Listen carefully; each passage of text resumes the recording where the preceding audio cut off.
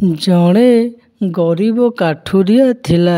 ସେ ଦିନସାରା ପରିଶ୍ରମ କରି ଜଙ୍ଗଲରୁ କାଠ ଆଣି ବଜାରରେ ବିକ୍ରି କରୁଥିଲା। ଥରେ କାଠ କାଟୁଥିଲା ବେଳେ ତାର କୁରାଢ଼ୀଟି ପାଖ ନଦୀରେ ପଡ଼ିଗଲା। ସେ ବହୁତ ଦୁଃଖରେ କାନ୍ଦିବାକୁ ଲାଗିଲା। ତାର କାନ୍ଦ ଶୁଣି ନଦୀର ପାଣିରୁ ଦେବତାମାନେ ଆସିଲେ ଏବଂ ପଚାରିଲେ, ତୁମେ କାହିଁକି କାନ୍ଦୁଛ? କାଠୁରିଆ କହିଲା, ମୋର କୁରାଢ଼ୀଟି ନଦୀର ପାଣିରେ ପଡ଼ିଗଲା। ଏହା ଶୁଣି ଦେବତା ପାଣି ଭିତରକୁ ଯାଇ ଏକ ସୁନାର କୁରାଢ଼ୀ ନେଇ ଆସିଲେ ଏବଂ କାଠୁରିଆକୁ ପଚାରିଲେ, ଏହା କ'ଣ ତୁମର କୁରାଢ଼ୀ?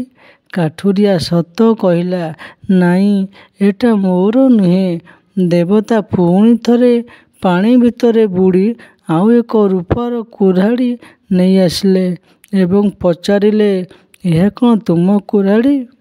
କାଠୁରିଆଟି ପୁଣି ସତ କହିଲା, ନାଇଁ, ଏଇଟା ମୋର କୁରାଢ଼ୀ ନୁହେଁ। ଶେଷରେ ଦେବତାମାନେ ତୃତୀୟ ଥର ପାଣି ଭିତରକୁ ଯାଇ ଏକ ଲୁହାର କୁରାଢ଼ୀ ଆଣିଲେ।